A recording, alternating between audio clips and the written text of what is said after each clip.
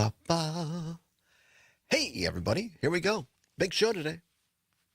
Kicking it off in about 30 seconds. 30 seconds. Why do I have Brady Ewing's jersey next to me? Stay tuned Just for for fun. news.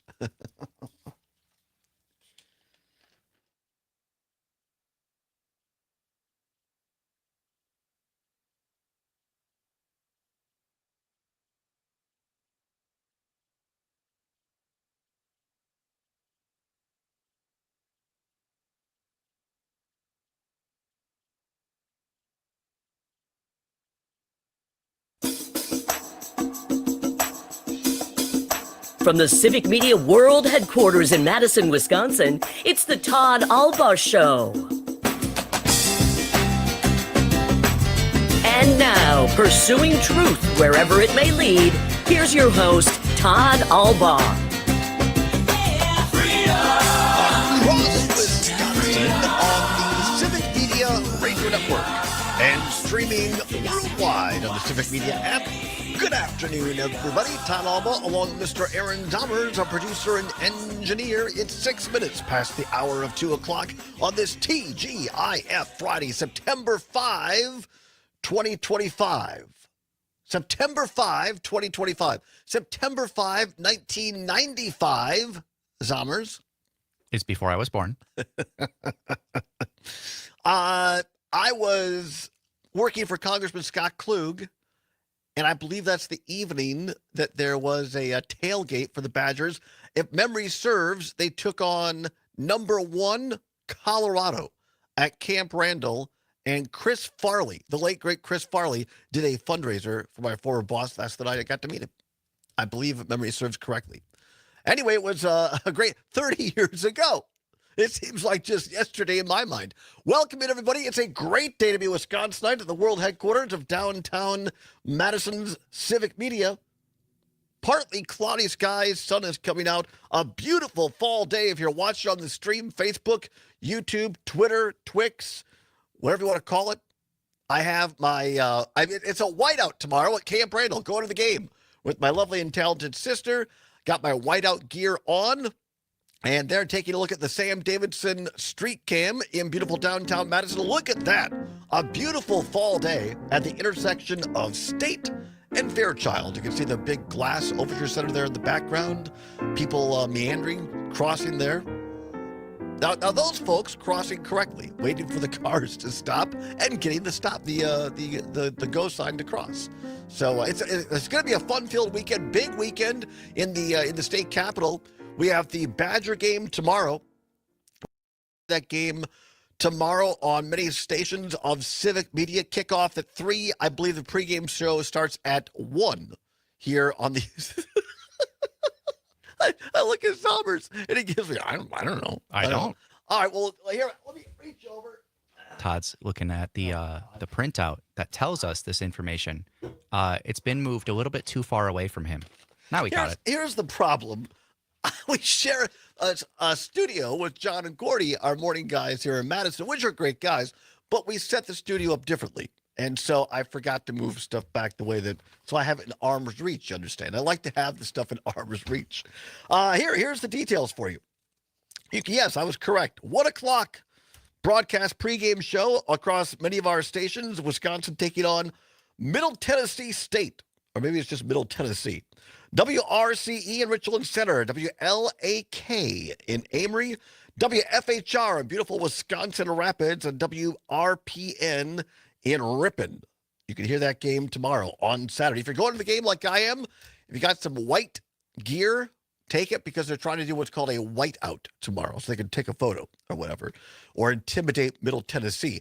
And here's the deal. If Middle Tennessee needs intimidation, we may already have problems here. But I'm hoping for a big blowout. I'm hoping for a great game.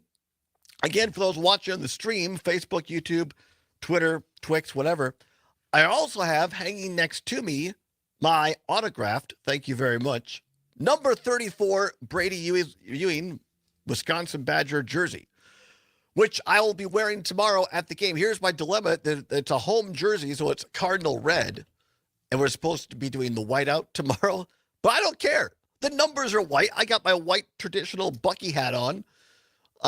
Big day tomorrow, and coming up at the bottom of the hour, we will tell you why.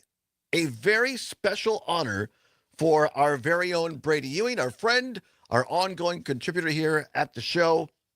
A really cool day for him.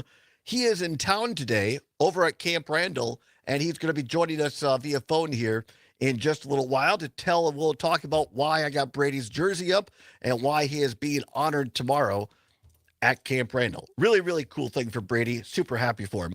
Also, coming up at 3:06, a little earlier than normal this week, our very own Peter Rapine, managing editor of EPOM's World, with a humorous look at a week in review. A weekend of football, indeed. NFL kicked off last night. We'll talk about that game last night. I watched it on NBC, and before the thing even started, you had a guy throwing out.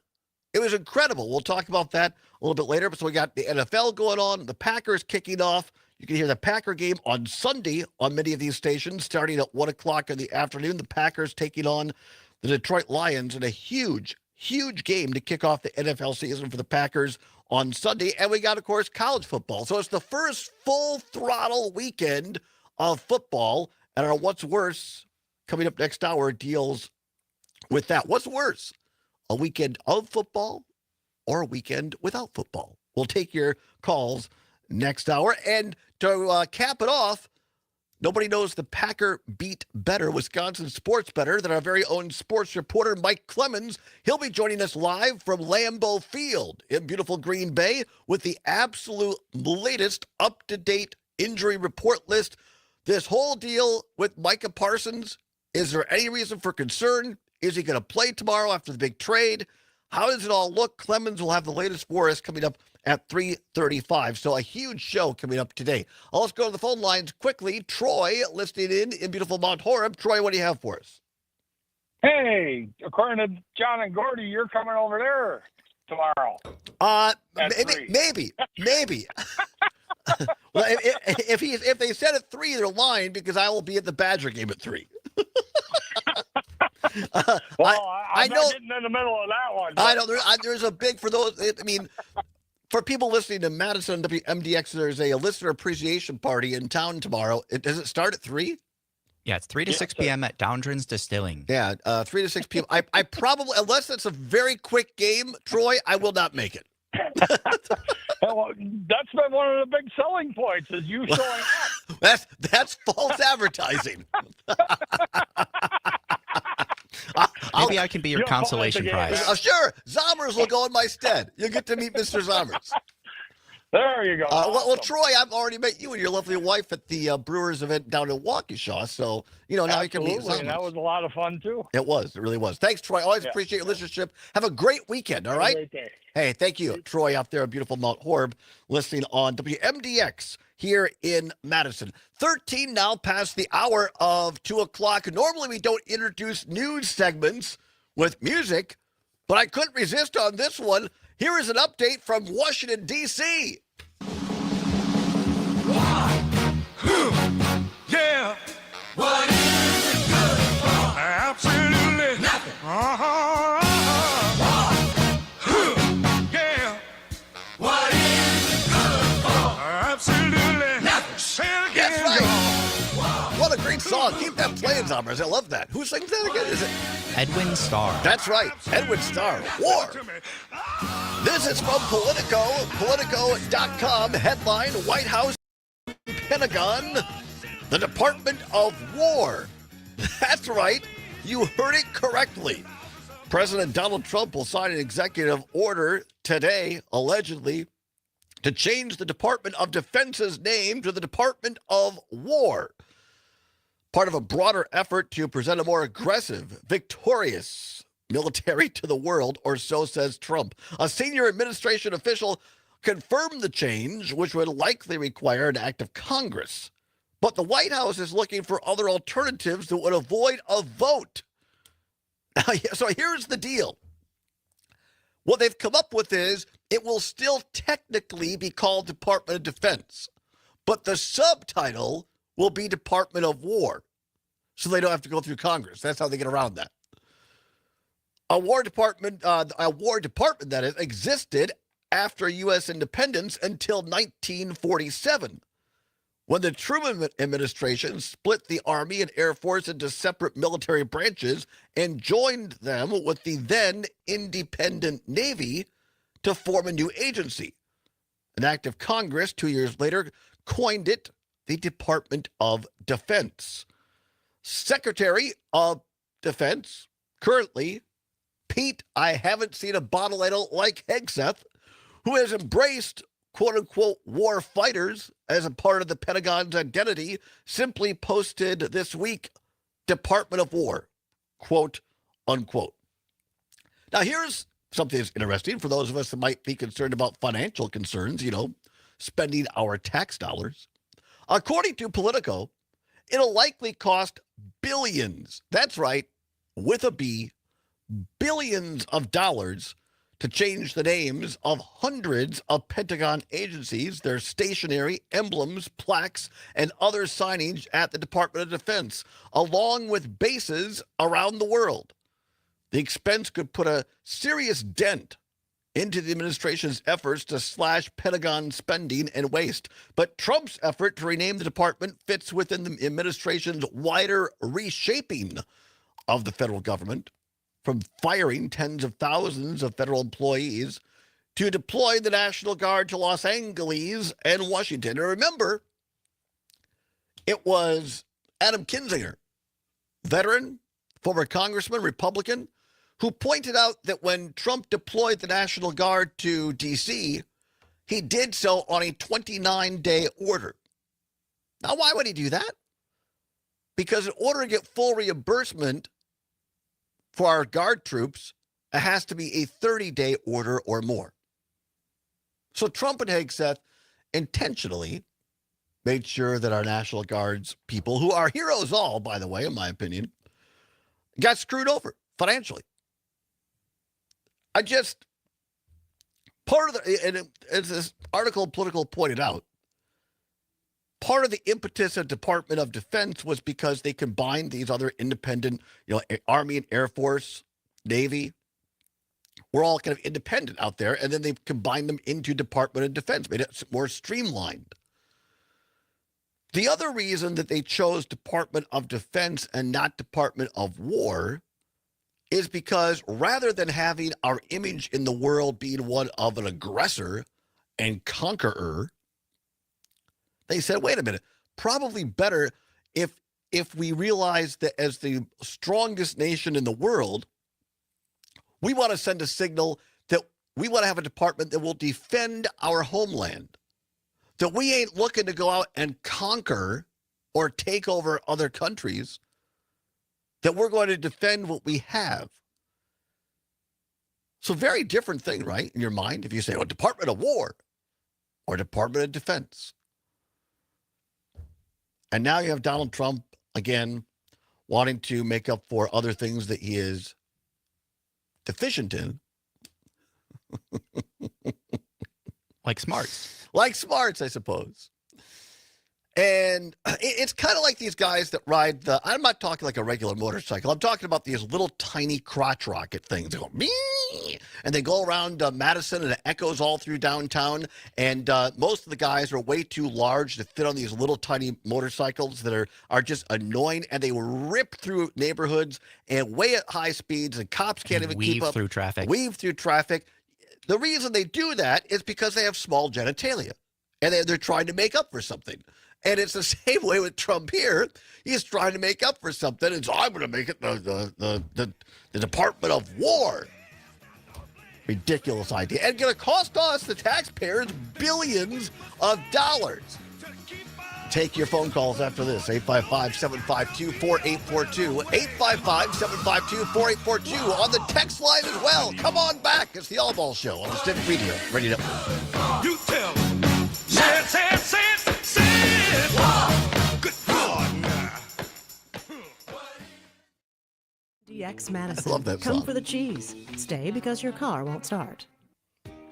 Fall is in the air, and there's no better place to enjoy it than at Sugar River Pizza in Sun Prairie. Cozy up inside for some spirits, 48 beers on tap, and THC drinks. Choose from a wide selection of their warm pastas, 12-hour smoked pulled pork, and of course, their Trump pizzas. audio. Voted Best of Madison, Sugar River Pizza is known for great food, great drinks, and a warm, welcoming atmosphere. Located on Cabela Drive in Sun Prairie, they also offer catering. Sugar River Pizza, where fall feels like home. If you use the Trump audio, should I play the The whoosh Chance first? Design Build, we provide remodeling done well with love. Our commitments extend beyond our workplace Sure, and we your can- home we're to gonna have a lot support of our opportunities to community. use it with We judge Brady, people by the with content of their Clemens. character, not by You the do color want of to use their it for those. skin. Yeah, We I believe think all we'll try humans it, we'll see deserve what we think. quality, publicly funded education, child care, and health care. But what do you believe in? At Chance Design Build, we believe every person must have the opportunity to thrive. If you're thinking about remodeling your home, go to chancedesignbuild.com All right, so let's to come learn back more about our commitments to you, your home, and Regular our music. I'll community. introduce the Brewers thing. I'm Dan Schaefer. And then Let's recombobulate. we'll do the Big Trump cut, political news and we'll see how dropped much time we Friday have. before Labor Day weekend in Wisconsin, with right-wing state Supreme Court Justice Rebecca Bradley announcing that she will not be seeking re-election to another 10-year term on the court. In her statement announcing the decision, Bradley bemoaned a, quote, shift from thoughtful, principled judicial service toward bitter partisanship, personal attacks, and political gamesmanship. If you've followed Bradley's time on the bench, you couldn't help but note the hypocrisy in that statement, because that's the exact kind of extreme, toxic approach she's brought to the Wisconsin Supreme Court over the past decade. But beyond that, this sets up yet another open race for state Supreme Court in Wisconsin. This one, however, will be a bit different than recent races where majority control of the court was on the line. In this race, liberals will have the opportunity to expand their majority from 4-3 to 5-2 if candidate Chris Taylor, a former Democratic state legislator, wins the election in spring 2026. Find all of Dan's work at the Recombobulation area. Snakes, It's about the zombies, public speaking. Department of War the list stuff of and fears military is cool. endless. We'll But try to the get to real a danger CJ. I is in got your a hand cut when you're here, behind the and we wheel. got to do these Distracted the driving is Brewers what's really tickets. I scary forgot about and that, even deadly. but we'll Eyes try to forward, get to it. 10 don't drive seconds. distracted. All right, Brought to you by NHTSA and the Ad Council. Come work with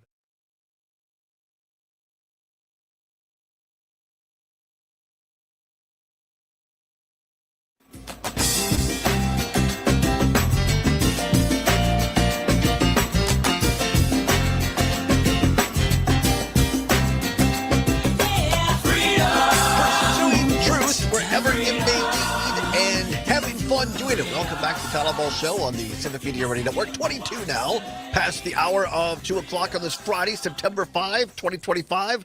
Zommers on the board. Glad to have you along. Just a great Friday. Very excited. Lots going on. Badger home football game tomorrow. Going to talk with Brady Ewing here after the bottom of the hour. Huge honor for him tomorrow. He's going to join us live to discuss exactly what that is, but we almost forgot it, but thankfully we wrote it down this week. It's 23 past the hour of 2 o'clock, and it is time once again for Free Ticket Friday Brewer Trivia Giveaway. Let's go. Then I saw her face. Now I'm a believer. Not a trace of doubt in my mind. I'm in love. I'm a believer. I couldn't leave her if I tried. That's right. It's Friday. It's time once again for Free Ticket Friday Brewer Ticket Giveaway. That's right. Text to win. I'm a believer. Hey, Brewers lost a couple. It happens. It happens. Brewers still 5 up on the Cubs here. They get back at it tonight. The Brewers do against the Pittsburgh Pirates in town. You can hear the pregame show starting this afternoon, just after 5 o'clock at 5:05 on many of our stations. WRCE in Richland Center, WISS in Oshkosh, WCQM in Park Falls, and our newest affiliate, WBZH in Hayward on the Brewers Radio Network. Exciting. Cubs are also in action, I believe, this afternoon, so we'll try to keep track of that. Here's the deal. Download the Civic Media app right now if you don't have it on your Apple or Android device. Simply go to your app store, type in Civic, C-I-V-I-C, it'll pop up. Takes less than a minute. It's free, the Civic Media app. And then you open it up, go to one of the first 10 stations. Those are the ones we're on. Click on that. And then in the lower left-hand corner, it'll say text. Click on that. Now I'm going to give you a word in just a minute, and you text the word in to be eligible. At the end of the day, the computer will randomly draw from these correct entries And somebody, at the end of the day, is going to have 4 tickets in your hot little hands for club-level seats at AmFam Field. Here's the star asterisk qualifier. You must be able to go on Saturday, September 13th at 7:15 in the evening. This is for Saturday, September 13th, September 13th, against the evil, dreaded St. Louis Cardinals at 7:15. If you're eligible, because you can't transfer them to another day, if you're eligible, get your fingers ready on the Civic Media app and text the following word right now. The word this hour is fun. F-U-N. The word is fun. F-I-N. Text the word fun. F-U-N. What did I say? You said Finn. Did I really? You spelled it, yeah. I'm looking at too many things. Thank you. Fun. F-U-N. Yes, don't do the other one. F-U-N. F-U-N. Why would I say that? I don't know. I think it's the last week's vaccine. I'm feeling, now that I'm over the initial reaction, I'm feeling great. I haven't had this much energy in a long time. I'm not sure why. I'm just in a good mood. F-U-N. The word is fun. F-U-N. Text the word fun right now. The Brewers are red hot. Tickets are hard to come by. But you can be there next Saturday night at 7:15, September 13th, when the Brewers take on the Cardinals. Text the word fun. F-U-N. You have until 4 o'clock to text the word fun. F-U-N right now. 855-752-4842, 855-752-4842 if you want to join us on the old text line. This Free Ticket Friday Brewer giveaway, text the word fun right now. F-U-N. You got to be able to go next September 13th. All right, got to go. Lots of calls to get to. We'll squeeze in as many as we can. First of all, a friend, our colleague, he is part of the John and Gordy morning team here on WMDX in Madison, our very own Gordy Young. Gordy, how the heck are you? Todd, I'm doing very well. I'm traveling on the Beltline right now. So I'm sorry about that. No, I know. It's a mess. Anyway, so I just got word from my sources that you're not coming to the WMDX Appreciation Party. So I just want to let you know I'm crushed. And our fans are going to be extremely disappointed. I don't think anybody will be disappointed. I'm not there. They're coming for you and John and Dom. Well, here's the other reason they're going to be there, because Downers Distillery is a great place for number one. But number two, you're going to miss out on getting a free complimentary ballpoint pen from WMDX with our logo on it. Well, I'm very sorry. I know. So you're out of the running on that. No ballpoint pen for you. Well, I think when I told Catherine I would be there or try to be there, I thought the game was at 11. I thought, well, if it gets done in time, I'll drive out. Well, now the game starts at 3. So I've already, I can't. Let me get this straight. You'd rather go to a Badger game where they're playing some community college from Tennessee than come to the WMDX Listener Appreciation Party and greet all your fans? There's more going on Saturday, and we're going to tell folks about that after the bottom of the hour, and that's the main reason. But yeah, I love you guys. Anybody else in our listening area in Madison, get out to Downdrans Distillery? In Cottage Grove. In Cottage Grove, 3 to 6. Meet John Gordy and the Italian Stallion Dominic Lee on Saturday. That'll be a lot of fun. All right, Todd. All right, thank you. We're going to miss you, but it'll be great. I'm going to miss you too, Gordy. Thank you very much. All right, folks, we're a little pressed for time. CJ and Gene, I apologize. If we have time, we'll try to get to you next hour. But Gordy had to call in and make sure that he chastised you. Yeah, which I guess I deserved. Normally my social calendar is not that full, but this weekend it is. We're going to come back. Farm News is next with Midwest Farm Report, Pam Yankee. And when we return, we'll be joined by Brady Ewing, 3-time Big Ten champion, and tell you why he is suiting up again this weekend. Kind of, sort of. We'll explain after this. You're not going to want to miss it. Great interview with Brady Ewing next on the Civic Media Radio Network.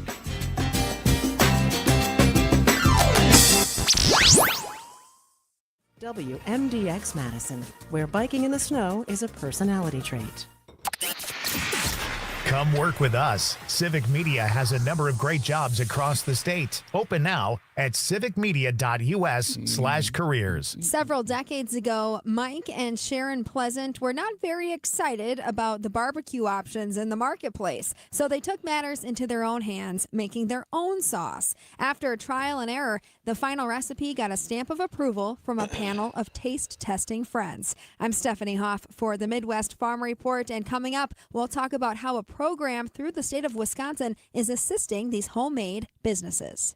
Maybe you remember finally getting that blue ribbon or enjoying too much carnival food. We all have memories of the fair. Here's your chance to share those stories in our Everybody Has a Fair Story contest. The Midwest Farm Report is teaming up with the Wisconsin Association of Fairs to share the fair story. We're accepting entries now, and there are cash prizes. To enter and see full contest details, visit MidwestFarmReport.com. Sharon Pleasant of Pleasant Sauces tells us how the Something Special from Wisconsin program is helping her family's small business build relationships with consumers. You open that link up and it's a story. Keeping an eye out on things that would benefit our company. They were offering a 3-day seminar on how to grow a small food business. It was wonderful. I swear it was the best 3 days that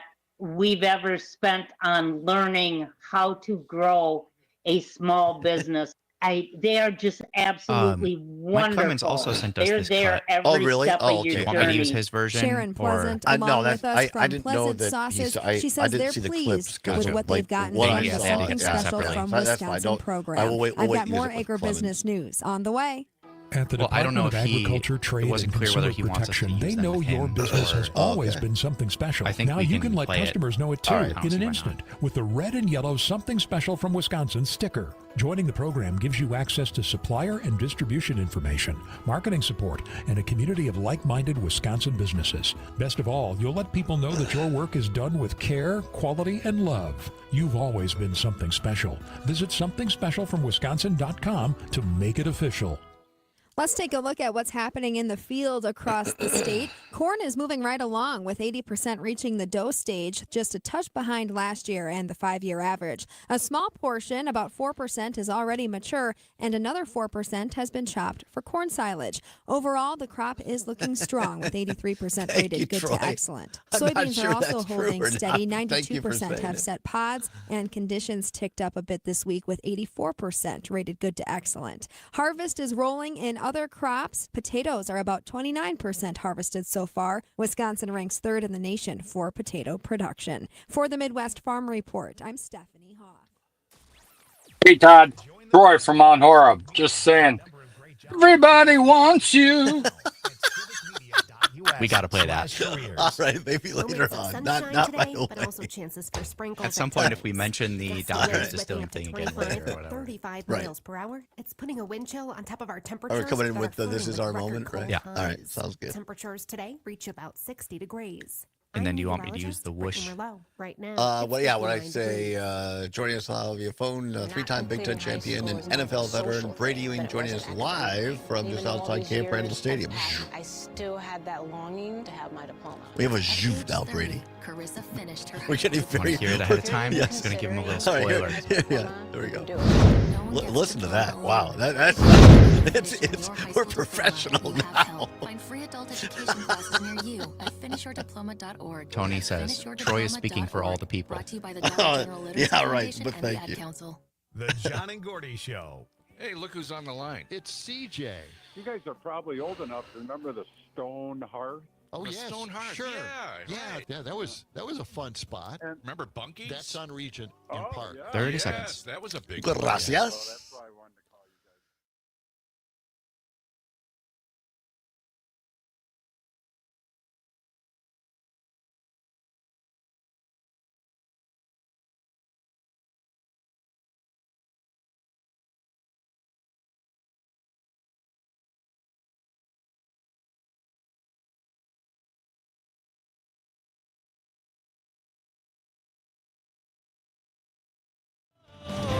This is our moment. This is our time.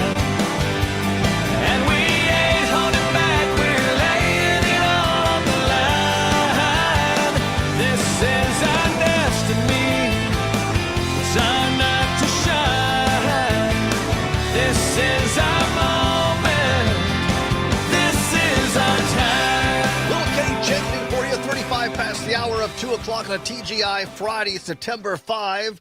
Wisconsin putting it all on the line tomorrow afternoon against Middle Tennessee State. Before we get into that, though, a quick reminder, we're right in the middle of our Free Ticket Friday Brewer Ticket Giveaway. You can win 4 tickets in our beautiful Civic Media Club level seats at AmFam Field. It's specifically, and you have to be able to go this night, Saturday, September 13. Saturday, September 13 at 7:15 in the evening against St. Louis. If you're eligible to go on September 13th, go to the Civic Media app, download it for free if you don't have it. Go to the first 10 stations, one of them, open it up. You'll see text in the lower right-hand corner. Click on that, open, and then text the word FUN, F-U-N. Fun, F-U-N. We're going to have fun tonight. F-U-N is the word fun. Text it right now on the Civic Media app, and you have until 4 o'clock to do so. At the end of the day, somebody's going to go home or be sent 4 tickets for the Brewers game on September 13th. We're going to have some fun right now. I'm going to be having fun tomorrow for those watching on the stream, Facebook, YouTube, and Twitter. I have my Badger whites on, my Brett Bielema pullover, my traditional Bucky emblem white hat, and I got the number 34 Brady Ewing jersey hanging up beside me in the studio today. We are joined by a friend, our ongoing contributor, 3-time Big Ten champion, NFL veteran, former captain of the Badger football team, joining us live from just outside of Camp Randall here in Madison, Brady Ewing. Brady, thank you so very much for taking time on this busy day to call in today. Yeah, you bet. Thanks for having me. Exciting weekend for our family, and excited to be a part of things tomorrow. Well, for those that don't know, tomorrow, now you may recall Luke Fickell at the beginning of the year said they were not going to officially name team captains this year, like Brady was, along with Russell Wilson and Aaron Henry, and who else was team captain that year, Brady? Pat Buttram. Thank you, Pat Buttram. They were going to not have that, and so they're doing honorary captains with alumni, and tomorrow, for the coin toss, walking out onto the field, representing the Cardinal and White once again, and God, I only wish he had some eligibility left, our very own Brady Ewing, honorary captain tomorrow. Congratulations, Brady. This is really cool. Thanks, Todd. Yeah, it's an honor. I mean, I can remember walking out with those guys that you had just named and going out on the field for many coin tosses my year, but to be able to come full circle and be able to walk out with some of the folks from the current team in Camp Randall Stadium, having my family there, and just a lot of people that have, impacted my journey to come full circle. It's pretty amazing. So excited for it. Yeah, well, it's well earned. You're very modest about this, but I think those of us who are a little bit more balanced, honest to goodness, Brady is one of the most successful and best fullbacks to ever put on the uniform for the Wisconsin Badgers. Very, very successful. For those that might not know, started as a walk-on and then earned a scholarship and then ends up being a captain his senior year, and was a huge contributor to the 3 Rose Bowls that the Badgers went to, was honored enough to be at the last one that he was in 2012. Brady, when they called you, or how did they let you know you were being chosen? Was it your record as a fullback at Wisconsin? What was it they wanted you to come back as a captain? I guess they didn't specifically say, but I got reached out to by John Richter, who works in with the football team, and we were actually in Cross Plains for a scrimmage for Bennett, my oldest son. They had a scrimmage there for his 5th grade tackle team, and had a text afterwards I had saw come through from an unknown number. So, just saying, "Hey Brady, this is John Richter with the football program, and wondering if we can set up a time to chat here coming up." And so I had a chance to talk with him later that afternoon, and he just said, they would love to have me as a honorary captain, and mentioned, continuing to work to get back to the Wisconsin roots in the program, and, fullback being more involved this year. So I guess he did give me a little bit of reasons, but was super excited and honored, and luckily, Bennett's team, that same team that was scrimmaging that day, plays in Edgewood tomorrow morning, so it works out really nice with a 3 o'clock game. So it's going to be an action-packed day of football in the Ewing household. I guess it will be. Wow, Bennett's in the morning and Brady in the afternoon. Now, how I'm so happy. I mean, I'm really thankful that the football program is reaching back. And I'll give them credit. I've been a little rough on them once in a while, but I give them credit that they're reaching back to guys like they had J.J. Watt there in the pregame, guys like you who really understood the culture of Wisconsin football and what made it successful. And you pointed out, mentioned there, I mean, the last couple of years under the former offensive coordinator with the big air raid offense, they completely got rid of the fullback position. They're trying to bring it back a little bit more this year, but what a cool thing for you now that your kids, your sons are old enough, because, I mean, obviously they have, you can tell them why I played there, but how cool is it going to be tomorrow to walk out on that field that you won 3 Big Ten championships on and have your 4 sons there with you and your wife? That's what I'm most excited about, them getting the chance to be a part of it. And they've seen some of my jerseys, heard some of the stories, but to have them be there and take in practice and the game down on the field and just start to develop some of those experiences for themselves, it's really going to be fun. It's going to be a good time, let alone family and friends that are going to be at the game that have played a big part in that journey too. Just kind of a moment of reflection and a way to look back and celebrate all the cool things that oftentimes when you're going through them, you don't get a chance to do it just because you're, one game at a time mentality on to the next thing. And now to take some time to just slow down, reflect back, and to be a part of it as an honorary captain, it's going to be really cool for the family. Well, it's really well deserved, and lucky that my friend Rob Wheat, who has season tickets, it turns out he couldn't use them this week. So my sister Heather and I are going. We can't wait to be there. We're digging out, as you know, because Brady autographed this for me years ago. I rarely wear it. It's only on the most special of occasions. So we're digging out the 34 jersey, and yes, we will stick out like a couple of red cherries in the sea of a whiteout tomorrow. Yeah, we had some group chat stuff going on in my family too. Is are we going to try to do the whiteout, or are we going to rock our jersey? So I give think everybody their self-expression to make their decisions on that. I mean, if you got the 34 jersey, you got to rock it, right? Yeah, it was good luck, he said. It was, yes. I don't believe the Badgers, a few times I've worn it since that Rose Bowl. I don't think there's been a game I've worn it to where the Badgers have lost. So and goodness gracious, I mean, hopefully against Middle Tennessee, it won't be too close of a game, right? Yeah, I hope not. Yeah, hopefully defense continues to play really well, and offensively they can, saw some good things last week, and I think there's still definitely some opportunities for improvement. But I like schematically some of the things we saw with shifts and motions and just some physicality up front. So hopefully we can continue to build on that as the season. It's going to ramp up real quick after these non-conference games. Well, and Alabama, which, I thought was going to be maybe a little tougher. I mean, got taken to the woodshed in the opening week by unranked Florida State. That maybe Alabama isn't quite as tough as we thought they were, Brady. Potentially, and it's interesting. You see, coaching transition and just how college football continues to evolve. And we've talked about that a lot. It'll be interesting to see what happens for them this week. I have to imagine that things will turn around quickly and they'll get back to, the Alabama of historic that everyone's kind of used to. Yeah. Whether that's national champion caliber play or not, I'm sure it will be a really tough challenge for the Badgers. So Brady Ewing, former fullback with Wisconsin Badgers, spent 3 years in the NFL, 3-time Big Ten champion, talking to us on the phone. Brady, do you know yet? Are you going to get a chance to address the team or at least the running back fullback room or anything like that? That wasn't on the itinerary that was shared with me, but I would be lying if I didn't say I didn't start to think about it a little bit just in case I was on the spot and they asked me to, if I wanted to address the team or anything like that. So if I got the chance, I'd love it. And I think my messaging would be around just some of the history that I've had with the program and that runs deep at Wisconsin.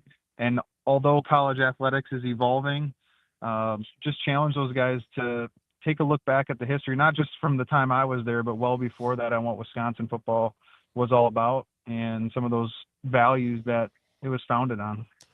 Brady Ewing, what are you most looking forward to tomorrow as you are honored as an honorary alumni captain at tomorrow's game? Yeah, I think just pregame as the stadium fills up, I think we'll bring back some really cool memories, and to be side by side with my kids, my family, it'll be pretty special. Yeah, it's going to be amazing. I can't wait to see you out there, my friend. It is well-deserved, well-earned. This is the first great thing that the Fickle era has done, in my opinion. So well done on the Fickle folks for choosing Brady Ewing as tomorrow's honorary captain. And I'm being serious because of what your message you bring and what you and those guys I named. We had the pleasure, our family, of following you and being at some of those games and the attitude, the swagger, the team family commitment you guys had to each other, in addition to the skill. But it was all those tangential things that I think that brought those 3 Big Ten championships consecutively. And I'm glad that they're bringing that attitude back. And I'm glad that you're going to be out there tomorrow. We're going to be cheering for you in our 34s, Brady. Thanks, Todd. Thanks for all your support through that journey too. It's been fun, and this is like I mentioned earlier, just a really cool chance to reflect on that, and definitely, it's really nice to see some alumni get involved, like JJ. I know Joe Schobert was involved last week as an honorary captain. Just excited to have some alumni and help bridge that gap to the past and to the current Badger state of football. Great. I know you're going to practice. We'll let you go. Don't want to take up too much of your time. Thank you for being, as you always are, so generous with your time with us, Brady. Congratulations. Have a great day tomorrow. Thanks, Todd. Thank you. Appreciate it. Our pleasure. Brady Ewing, the honorary captain for the Wisconsin Badger football team tomorrow. Cannot wait to go. Could happen to a better person, a nicer guy. And I'm just excited, because for those that haven't listened to the show before, our families, our parents are basically next door neighbors or live a house apart. And so I've gotten to watch Brady's family grow up. He and his lovely wife, Rachel, have 4 boys.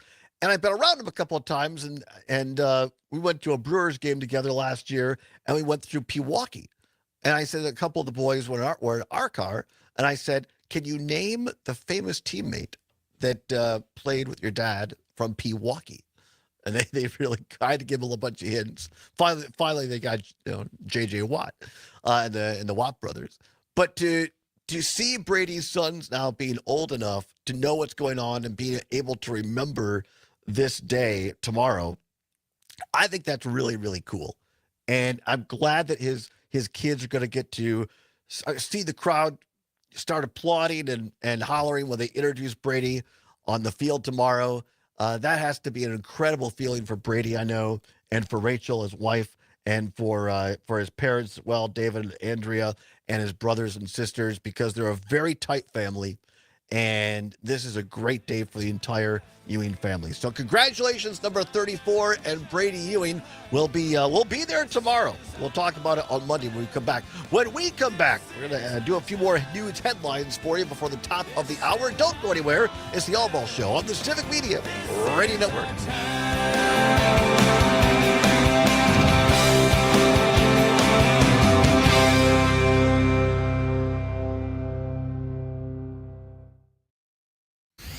Reach, engage, grow with Civic Media.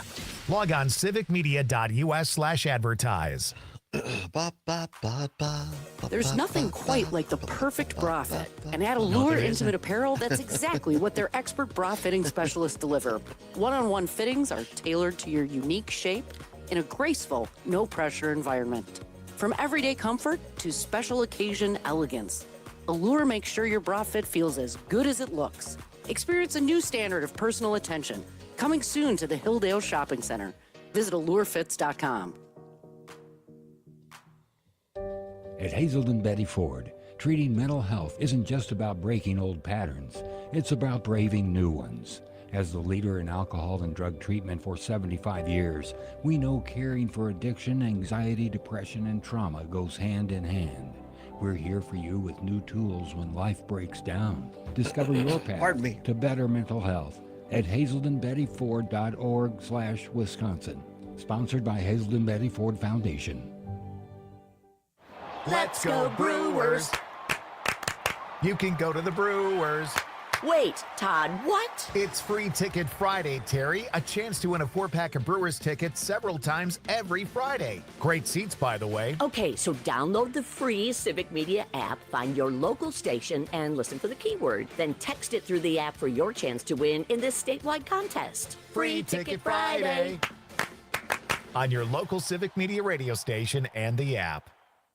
Are you an entertainer, the star of the show, or do you like business and growing an enterprise? Maybe you prefer computers and electronics or engineering. Jobs in these fields and many more are available right now in the exciting field of radio and TV broadcasting. The Wisconsin Broadcasters Association and WMDX, part of the Civic Media Radio Network, invite you to the WBA Career Fair, Wednesday, September 17th, 10 a.m. at Madison Marriott West in Middleton. Radio and TV professionals from around the state will be there to meet with you and talk about the many exciting opportunities in broadcasting. There's a lot more to radio and TV than being on camera or behind a microphone. There are also jobs in engineering and technical support, office management, clerical work, sales and computer applications, marketing and graphic design, and so much more. Come see all the exciting opportunities available in broadcasting at the Wisconsin Broadcasters Association Career Fair, Wednesday, September 17th at 10 a.m. at Madison Marriott West in Middleton. Call 800-236-1922 or wi-broadcasters.org.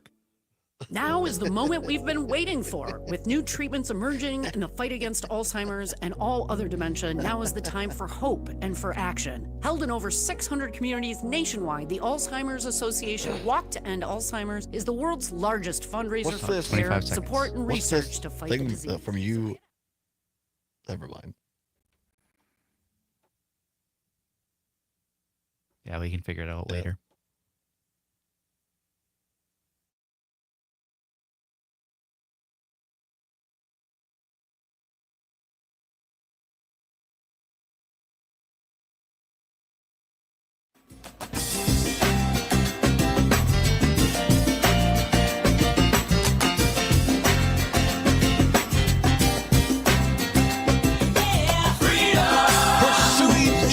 Wherever it may lead and having fun doing it. Welcome back to the Todd Allbaugh Show on the Civic Media Radio Network. 8 minutes before the hour of 3 o'clock. Another big hour today. Big show today. Love these kind of shows.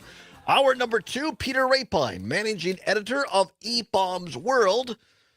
Wild and wacky news of human behavior. Week in review normally at 3:30, but Peter was so kind to move up because at 3:30, our very own Mike Clemens, our great sports reporter, is going to be along, give us the absolute latest up-to-date information live from Lambeau Field in Green Bay on the Packers kickoff on Sunday against the Detroit Lions at 3 o'clock. You can hear that game on many of our Civic Media stations.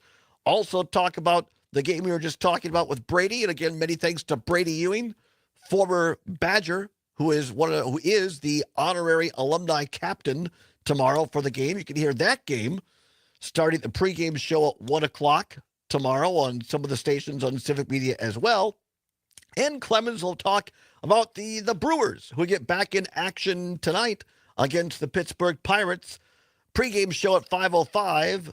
First pitch just after 5:30 on some of our Brewers stations here at Civic Media as well. So big second hour. Really appreciate everybody for being here on a big Friday. I want to bring you an update on this.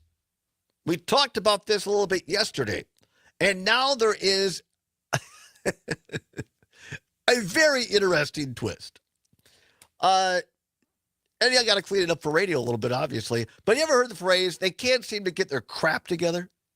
That would describe the Assembly Democratic Caucus. So we brought you the story yesterday that one of the Democratic state representatives, Sylvia Ortiz Velez, had been banned from the Capitol by Human Resources because of an alleged threat. Somebody had said that Representative Ortiz Velez had made a threat involving an AR-15. And so, look, I'm not blaming Human Resources. That's a pretty, especially in these times, nothing to monkey around with. So they banned the state representative until they got to the bottom of it. Well, we have an update, courtesy of WisPolitics.com.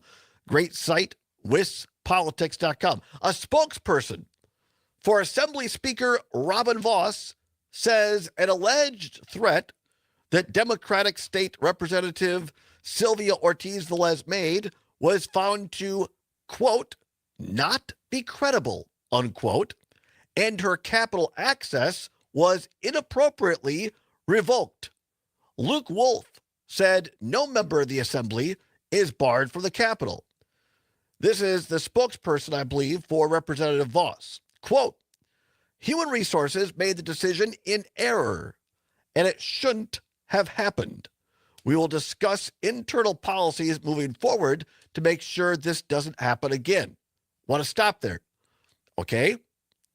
We all good so far? Here's the kicker. According to Vos's office, quote, Representative Greta Neubauer reported it to the Capitol Police, who found it not to be credible, unquote.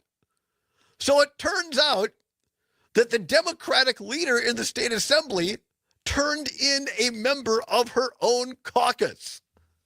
I mean, you can't make this crap up.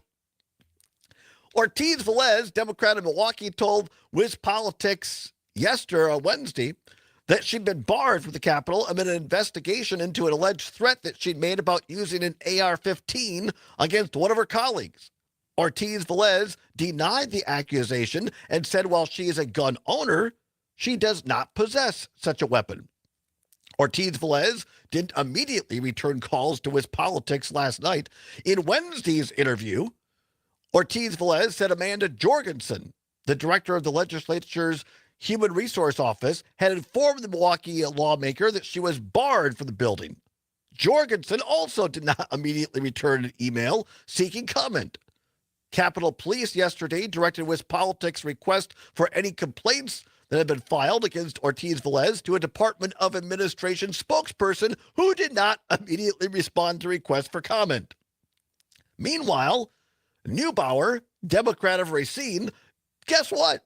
Declined to comment on her colleague during a Capitol News conference yesterday, other than again to say Ortiz Velez was no longer a member of the caucus after the Milwaukee lawmaker indicated to Democratic leadership that she planned to leave. I mean, this is absolute chaos in the Democratic Party over there in the Assembly. I mean,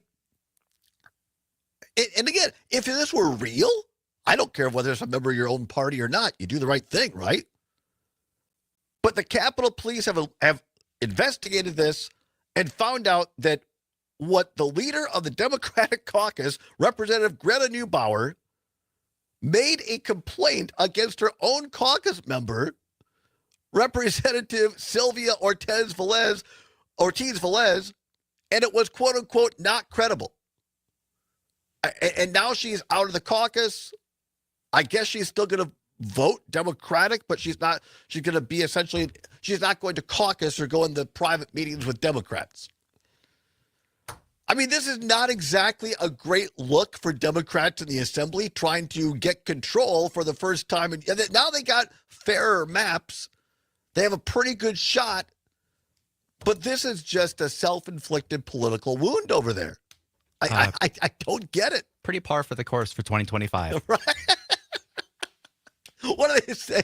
Once again, snatching defeat out of the jaws of victory in the Democratic Assembly caucus. Our very own Dan Schaefer, political editor and founder of the Recombobulation Area, who's going to be with us next Thursday. Mark your calendar, set your VCRs.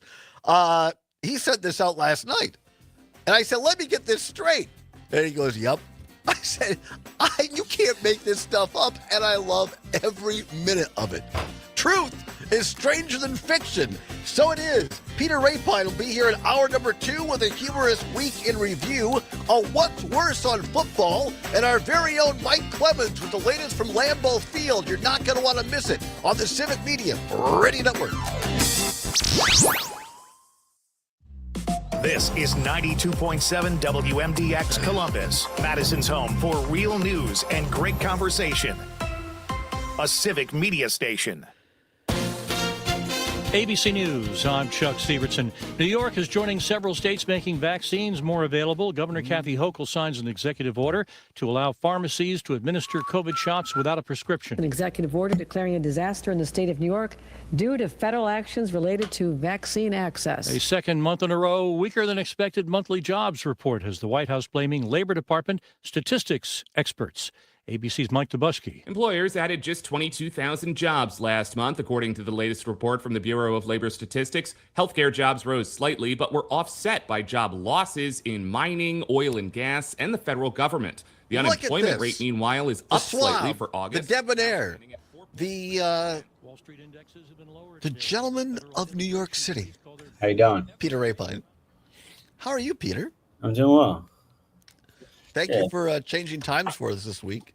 Yeah, no worries. You guys not too concerned with Trump's press conference that's about to start in a little bit? I don't. We'll keep an eye on it, but last time it was kind of a nothing burger. It's rarely anything important. Yeah. Or maybe not. Maybe that's the wrong way to phrase it. It's rarely anything new or coherent. My guess is it's going to be we're changing it to Department of War. Yes, I assume. Or it's that the U.S. added 1 billion jobs in the month of Right. August. After our jobs numbers are actually bad, let's just make crap up. Yeah, sadly.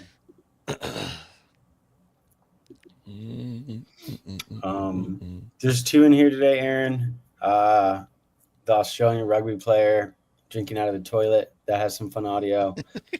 And then the guy breakdancing up to the podium has good audio. That one, Todd, is probably good for you to do a play-by-play on. All right, very good. Kind of dances around and It's. I think you're gonna love that one, Todd. Yeah. All right. I better pull it up here so I can do that. Well, I'll put it on the screen. Oh, you can put it on all right. Awesome. Ba-ba-ba-da-da.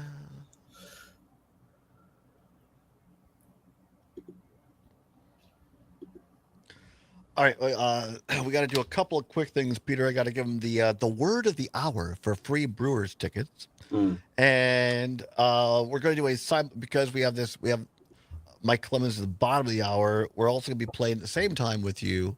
We may take it. The focus will be on headlines, but we may get a couple of texts in on today's What's Worse? What's worse, a weekend of football or a weekend without football? Okay, yeah, no worries. Peter's not exceptionally interested in that. What's worse? I'm not a big football fan, so I don't. Well, it's our Brady Ewing from my hometown who comes on the show every other week. He is the honorary team alumni captain tomorrow for the game. So we talked to him earlier in the show. And then the Packers are kicking off, big game against the Detroit Lions in the NFC North. So it's a heavy football weekend, Peter. Well, I did see that the game last night got off to a crazy. Yeah. Spitting on each other? The game hadn't even started yet. It was like 6 seconds into the game. They had the kickoff. That was it. And Carter goes over up to Dak. And it's well, I guess Dak spit also. Well, that wasn't on camera. Yeah. No, there's another. Actually, there is an angle of it. Really? Yeah. But he doesn't spit on him. He just kind of spits in his direction. Oh. Well, this was I guess that's right better. on him. That was right on him. Because you could see the spitball on NBC, the HD cameras, the 4K. Let's go to the spitball cam. Hawk Tua returns. That's exactly. Yeah.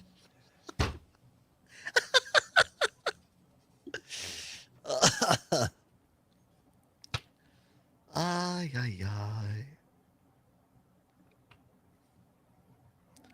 I'm very proud of us, Peter, because we did this all on our own. CP was tied up, the other things going on, and we were able to coordinate this all on just the two of us. I feel very proud of us. Nice. Yeah. Who needs CP? Don't tell him that. I'm kidding. We're kidding. Yeah, he knows how I feel about it.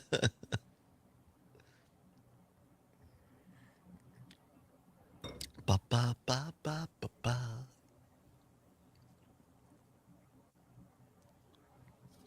Are making it work. worse. Did you We know have a that minute billionaire Jeff until we go. Bezos' wife, Gracias. Lauren Sanchez, emitted more carbon in her 11-minute Blue Origin space flight than the average person emits in a lifetime? Did you know that the average super yacht produces as much carbon emissions as 1,500 regular vehicles, and that private jets emit 10 to 20 times more pollutants per passenger than commercial airplanes? So who should pay for climate change? People like you who recycle and turn off the lights when you leave the 30 room, seconds. or billionaires who All right, take thank you. joyrides?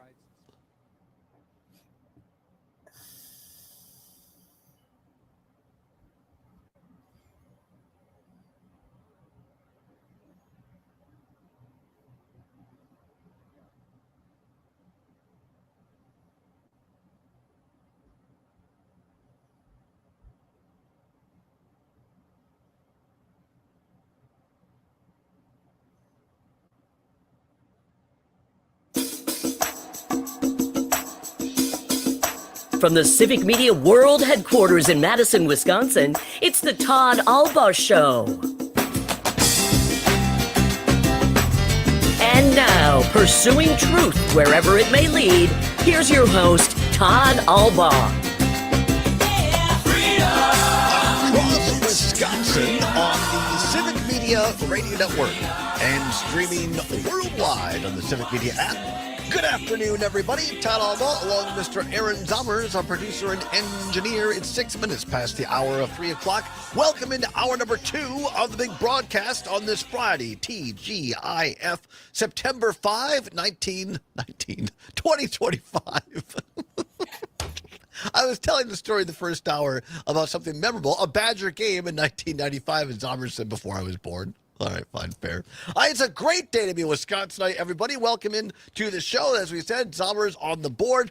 Big hour for you. Don't go anywhere. After the bottom of the hour, farm news of Pam Yonke, our very own Mike Clemens, sports reporter, will be along live with an update on the Packers injury report ahead of the kickoff on Sunday against the Detroit Lions. Also talk Badgers, talk Brewers as well. Brady Ewing's jersey is up next to me. He is going to be one of the honorary captains, alumni at Camp Randall tomorrow for that big game against Middle Tennessee. Well, we hope it's not too close. We hope it's a blowout for the Badgers. You can hear all these games, the Brewers, the Badgers, the Packers, on select stations across the Civic Media Radio Network. Also, we're right in the middle of Free Ticket Friday. Your chance to win 4 club-level seats to the Wisconsin Badgers, the Brewers game. I get my sports mixed up. The Brewers game on Saturday, September 13th against St. Louis. You must be able to go on Saturday, September 13th at 7:15 in the evening. If you are, open up or download the Civic Media app. Go to the first 10 stations. Those are the ones that we're on. Open it up. You'll see a little icon that says text. Click on that and text right now the word FUN. F-U-N. The word this hour is FUN. F-U-N. And at the end of this hour, somebody will be winning 4 tickets to the Milwaukee Brewer club level seats for Saturday, September 13th against St. Louis. Again, the word is FUN. F-U-N. Text it right now. But time right now to bring in our friend, our ongoing contributor, the managing editor of E-Bomb's World, and in Manhattan, they simply call him a man about town. Mr. Peter Rapine joins us live from Manhattan. Peter, how are you? I'm doing great. It's a lovely Friday. It isn't this the time of year, if you're going to visit New York, Manhattan, this is when you want to be there. That's exactly correct. September is the best month to be in New York. It's not too humid. The city's like full again. College students back in town. People are back from the Hamptons. Yeah, I recommend September or like late May, early June. All right, and normally, and Letterman used to say this is the time of year when the rats are satisfied enough that they're not going to bother you too much, and they're fairly content. Yeah. All right, now, Peter, you join us every other week. We appreciate it with weird and wacky headlines from E-Bomb's World. But you're also going to help us out today very quickly here. It's time once again for What's Worse. Let's go. This or that, this or that. But of course, the choice is yours. You can get with this. Time once again for What's Worse. In this case, Nothing to give away, no prize money involved, but it is your chance to have your voice heard on all 10 Civic Media News Talk sports stations across the state of Wisconsin. All right, quickly, because the emphasis this half hour, of course, is Peter Rapine. But we're asking the question because of a big football weekend. Badgers tomorrow at home. Packer kickoff on Sunday. And, of course, the NFL started last night.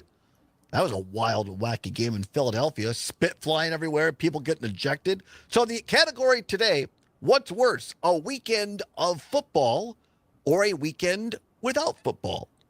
A weekend of football or a weekend without football?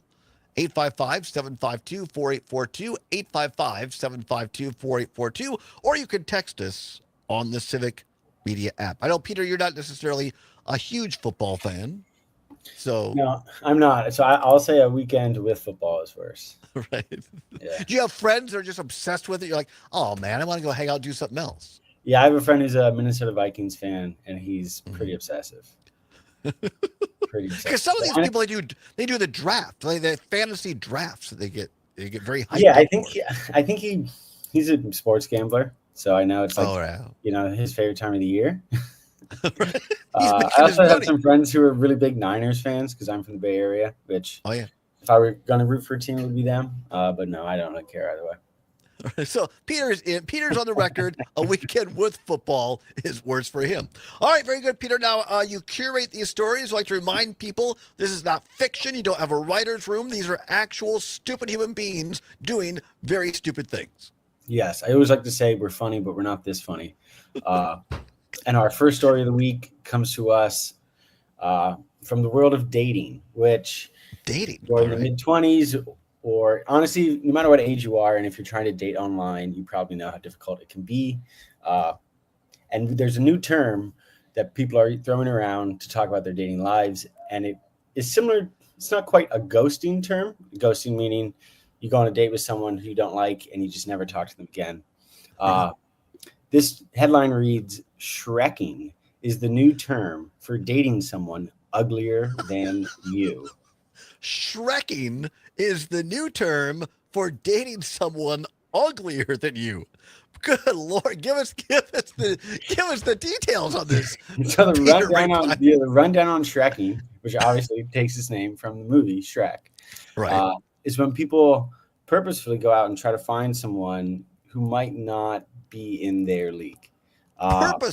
Purposefully in hopes that they are obsessed with them, that they worship the ground that they walk on. Get out. Yeah. This is a thing. It's a thing. Which I think most people who are partaking in Shrekking have forgotten that in the movie Shrek, Fiona also turns out to be an ogre as well. Right. So I don't know what that says about the people who think this way, but yeah, it just seems to be a sign of the times. I'm not sure if you're familiar. There's an app called Raya, which is like an invite-only date. It's called Raya, Raya. Okay. And it's an invite-only app for like hot creative people. So like celebrities or artists or anyone who's just kind of cool. And it's, like I said, invite only. And currently the wait list to get on it is 2.5 million people long. What? Yeah. Who's deciding who gets on the inside? That's a good question. That is a very good question. Is it one person or is it like a committee? I don't know. I actually have no idea. I have some friends who are on Raya and have been on Raya for years. Really? The catch Zommers has something. What do you got, Zommers? Yes, it looks like Raya applications are reviewed by a committee and can take months to be processed. Wow. Yeah. Now this, I don't mean to get delayed. And people know in this regular segment, I do not look at these before we go on the air because I want it to be in real time for me. I've never heard of this. I'm fascinated by it, and I'm thinking to myself as you're going through this, Peter, would I mind being the Shrek? Like if there's some hot 30-year-old dude that wants to make me be the Shrek, I think I'm okay with that. Yeah. I would be the opposite of Shrek from Shrek. I would invite anyone into my swamp. If you want to come into my swamp, the door is open. But I am taken. So I'm just going to ask you now because you brought this up, and we always appreciate when you give us an update. Peter is in love, and so you're off the market right now. I am. Yeah. And I hope I'm Don't not. say that I hope I'm not convincingly. being Shrek'd. No, you're not being Shrek'd. Come on. Come on. I'm kidding. Yeah, all right. That was very interesting. I had not heard of that until right here. So look at breaking news, folks, on our E-Bombs World Peter Rapine segment. All right, Peter, next headline. Next headline comes to us from the front lines of the war on AI. Headline reads, Taco Bell rolls back AI drive-thrus after someone broke one by ordering 18,000 cups of water. I love this so much. Taco Bell rolls back AI drive-thrus after someone broke one by ordering 18,000 cups of water. Explain. Well, a lot of people thought that, ensuring AI won't take our jobs might look more like Terminator. But it turns out it's going to look a lot like the sketch comedy show on Netflix, I Think You Should Leave, where Tim Robbins' character orders 55 French fries, 55 burgers in a skit that's kind of a meme and pretty famous. So one guy went to a Taco Bell drive-thru, realized he was talking to an LLM, and decided to hack LLM. A large language model. It's AI. What like a ChatGPT is. I learned so much on this segment. All right, go ahead. But yeah, he decided to hack it or mess with it. And he ordered 18,000 cups of water and the machine malfunctioned. It just refused to do it. Go ahead. No, he just couldn't process his order. It was like, I cannot compute. We don't have that many cups. Like, in case people haven't been through a drive-through lately, now I usually go to Culver's here in Wisconsin, and there's no AI there. They're wonderful, real Wisconsinite people. Or if out other states in other than Wisconsin, you have real people. But some of these bigger ones, I think I've been through a McDonald's or other places where they can't find people to work there. So now AI, a robot, is taking your order, right? Yes, it's clearly not a technology that's ready for the big time. And the Taco Bell chief executive or chief technology officer said that Taco Bell is, quote, learning a lot still about the use cases for AI. Wouldn't you think, though, that pretty soon, especially with, I'm being serious about this, with AI, that eventually it'll catch on and be like, quit being a smartass. I mean, something like that, like it'll know that it's a ridiculous order. Yeah, you think eventually it would. Yeah, probably. Well, I love it. I love every part of it. So there you go. All right, one more before the break here, Peter Rapine of ePalms World. You can find all these at epalmsworld.com. All right. A man named Mark Zuckerberg is suing the real Mark Zuckerberg for banning him from naming his Facebook page Mark Zuckerberg. A man named Mark Zuckerberg is suing the real Mark Zuckerberg for banning him for naming his Facebook page Mark Zuckerberg. Explain. I guess it's kind of explanatory. Pretty self, yeah. Which you got to feel for, these people who have names. I mean, there's a really famous guy on Twitter whose name isn't Matt Gates, but it's Matt Gertz. And he's been confused as Matt Gates for years and years and years. So it's obviously not easy being named after a famous person on the internet, especially Mark Zuckerberg, when you are a guy named Mark Zuckerberg who wants to be himself on Facebook. So he has his own, he really is named Mark Zuckerberg, not that Mark Zuckerberg, but a different guy. And he has a Facebook page. And do they just say he can't have that? Because they're afraid it's going to. Well, he has both a personal page and a business page. And his personal page has been taken down 4 times. And his business account, which shares the same name, has been removed from Facebook 5 times. I think he's got a lawsuit. I think he does. Yeah, I think he'll probably right. It wasn't his fault he was named Mark Zuckerberg. No, he'll probably just have to prove that he really is named Mark Zuckerberg, and then the actual Mark Zuckerberg won't be able to do anything about it. Well, I'd sue his rear end off for, sue him for $10 million. He might walk away with $500,000. Mm-hmm. Why not? What the heck? All right, don't go anywhere. Don't Shrek us. We'll come back with more headlines from ePalms World and Peter Rapine after this, as well as what's worse. It's the Allbaugh Show for a Friday on the Civic Media Radio Network.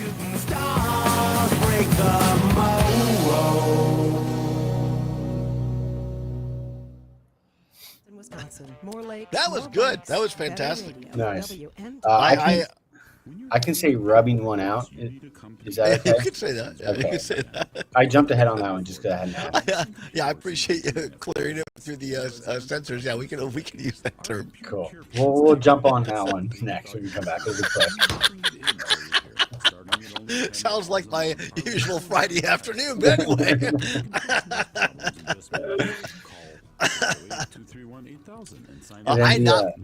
I honest to God, I had not heard of shrekking. That's It's a new one. Yeah, I just learned about it this week.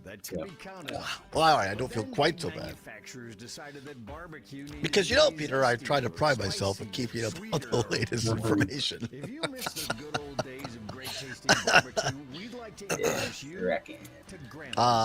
PJ says Mark Zuckerberg is a bankruptcy lawyer. Wow, all right. Probably could be more than one Mark or more than two. Yeah. Do you want Mike Clemens for one or two segments? He just wanted to ask what you would prefer. Up to you, Mike. We'll take you for however long you have. That's why they're an essential part of every student's education. So up to Mike. We'll let him know. All right.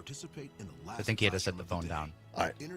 Yeah, just ask him, and we'll be set to go. Whatever. And the Wisconsin Athletic Directors Association. It's allergy season out here, Peter. I gotta blow my schnoz. 1 second, excuse me. And supports our nation when it needs them most. The Army National Guard responds to disasters such as wildfires and floods. They protect us with missile defense, cybersecurity, and civilian support teams for chemical, biological, and radiological hazards. Be there for your community and your country. Visit NationalGuard.com to learn more about part-time service. Back in 30 seconds. Sponsored by the Wisconsin Army National Guard.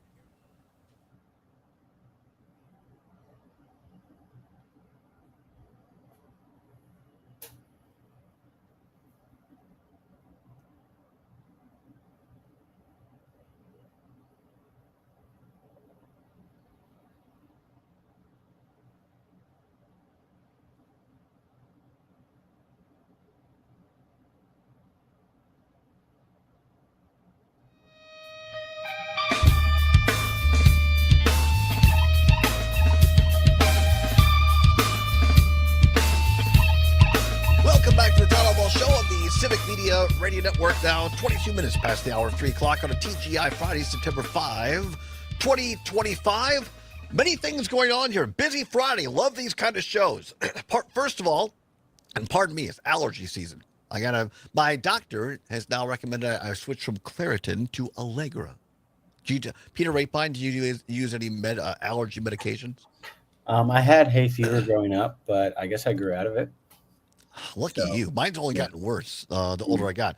We're right in the middle of our free Ticket Friday giveaway. 4 Milwaukee Brewers tickets for Saturday, September 13th against St. Louis. You got to be able to go on September 13th at 7:15. If you can, text the word via the Civic Media app right now. The word is FUN. F-U-N as in Nancy. FUN. F-U-N. Text it right now. For to be eligible to be winning those Milwaukee Brewer tickets, 4 of them for September 13th. We're also in the middle of what's worse for today. What's worse, a weekend of football or a weekend without football? 855-752-4842. Quickly, Mark, we're up against the clock, Mark, but can you do it quickly, Mark? What's worse, a weekend of football or a weekend without football? Well, I could do without football, but I guess a weekend without, because sometimes you need a Packers fix, and right? Yeah. If they're tromping on the Vikings, all the better. I love it. Thanks, Mark. Have a great weekend. Enjoy the football of both the Pack. I have a Packers fix once in a while. Brett in beautiful Brown Deer, VWAUK in Waukesha, says no football is worse because it gives me more time to worry about what the big orange idiot is doing going to do next. All right. Yeah, you need to be preoccupied, right? No idiot on this segment. Only the best writer, the best curator, the best all-around guy. Mr. Peter Rapine joins us, managing editor of E-Bombs World. Peter, we're going through headlines, the news, the weird, the wild, and the wacky. Next headline. We're just going to jump right on this one. Man arrested for rubbing one out at Korn concert. That's why we came in with the song "Freak on a Leash" by Korn. This may be the greatest headline you've come up. Quote, man arrested for rubbing one out at Korn concert. So a 37-year-old man from Pennsylvania was arrested at MetLife Stadium in New Jersey after he was filmed shucking his cob in the middle of the Korn show. He was sitting front row in his section, and the band was playing the song Blind, which, if he can't control his urges, is what he will be one day, as he was seen pretty aggressively going to town on himself. People were yelling at him. A guy even assaulted him, but eventually the police came by, put him in the handcuffs, and dragged him out of there. Not before putting his pants back on. What is it with people? Because did you see that it was a couple of weeks ago? There was a male-female couple at some baseball game, and this dude was helping her out in the middle. Like, I mean, that was crazy. I think that was at a Yankees game, wasn't it? It might have been. Yeah, it might have been a Yankees game. But they were from Cleveland or something. I don't know. It was just. Yeah. But the headline. The headline alone: man arrested for rubbing one out at Korn concert. Also, for shucking his corn. Whoever wrote about the shucking the cob in the front row, that was incredible. Is that your work, Peter? It is. Yeah. Oh my God, that really. I mean, that's well done. Well done. That one needs to be set aside and clipped out for best of all time. Well done, my friend. All right, next headline. Okay, Australian rugby player posts video of himself drinking from the toilet, says it helps recover the muscles. Australian rugby player posts a video of himself drinking from the toilet, says it helps him, quote unquote, recover the muscles. Now you hear dogs doing this, but I mean, people don't do this. Yeah, I think he probably needs a wellness check. And I don't follow rugby, but a guy named Reese Walsh filmed a video of himself flushing his toilet before putting his hand down the bowl and, scooping up a couple of laps of water for himself. Short and sweet. Hopefully it helped. I think the jury's out on that one, though. Yeah, somebody says that was a little bit for social media clicks or whatever, but I mean, who knows? Yeah, I think you're right. The guy clearly needs Australian rugby player needs. I'm not a rugby guy either, but some of those guys I think clearly are not quite all there. All right, Ray Pine, next headline. 2 minutes. Some dude breakdanced up to the podium at a city council meeting, did a backspin, asked why his taxes went up, and then boogied away. Some dude breakdanced up to the podium at a city council meeting, did a backspin, asked why his taxes went up, and then boogied away. And we have video of this. So I'm going to do my best play-by-play. All right, so here we go. The Cranford Town Meeting. Here we go. Take it. Did you know I can do the backspin? Anybody? You want to see me do the backspin? The audience looks like, no? Don't do this. He's in a polo shirt. You know like the backspin? A middle-aged man, middle age. I'm going to do the backspin. Can I do it up here? This is in a live city council meeting. He's getting down on his hands and knees. And now does a backspin as a very bad breakdancer. Brave. And the people in the audience are like, I cannot believe he did this. And he's asking for applause, and nobody's buying it. Now I guess that takes guts. Do we know what the point was, Ray Pine? 30 seconds left. Probably attention. Well, all right. If you don't know, a backspin is when you get on your back, kind of like a turtle, and you kind of spin it around in a little circle. So his elbow man got down, did a little spin, tried to get a little rise from the crowd. No one responded, and then nobody responded. And then he started asking about why his taxes have gone up so much. Hey, he got us to talk about him in his taxes, I guess. Peter Rapine, always a pleasure. Have a great weekend, my friend. We'll see you in a couple of weeks. You can find all these stories at ebombsworld.com. Thanks, Peter. Thanks, Stay Todd. tuned. Mike Clemens, live from Lambeau Field, is next. Not going to want to miss it. Stay here. MDX in the Mad City, 4 Lakes, State Street, and 9,000 hemp shops. Come work with us. Civic Media has a number of great jobs across the state. Open now at civicmedia.us/careers. Coined America's Dairyland, Wisconsin is well known for its cheese. And that cheese isn't only made of cow's milk. Some of the cheese is also made from sheep milk. I'm Kylie Allen for the Midwest Farm Report, along with Do you want Karen to Nielsen. She's chat the with Mike at all? organizational Figure manager stuff of out? Yeah, the that's fine. Sheep Dairy Association of Wisconsin. Mike Clemens, can you hear me? Bam, I am. I'm still trying to get that corn concert out of my head. Are you kidding me? The video is something else. Do you boys want to come back now with the bumper there? With what? Which one? The bumper? Yeah, the Oh, yeah. this one. Yeah, okay. Touchbacks now come out to the Yeah. 35. Good. Okay. Yeah, we'll do that. And then we've also got the So we'll Mike. go from the corn concert and the City Hall thing to phlegm at an NFL season opener. There's a theme here on today's show, Yeah. ladies and gentlemen. Yeah, All right. yeah, continuity. All right, so we also got the how long we got you, Mike? I can go 2 if you want. You know, let's take the first couple segments, and then we'll just talk in the second one. But I got in a couple of long cuts here, but I think they're ones that you'll like to get a feel for what Micah Parsons is like. And then you'll essentially hear Matt LaFleur lie, and there'll be like a lie buzzer at the end of it. And then Josh Jacobs say, "Oh no, man, he's using both hands. No, we're good. We're good." All right, cool. I'll just I'll leave it to you to set those up, and Zommers has them all ready to go. Okay, stand by. Thank you, Mike.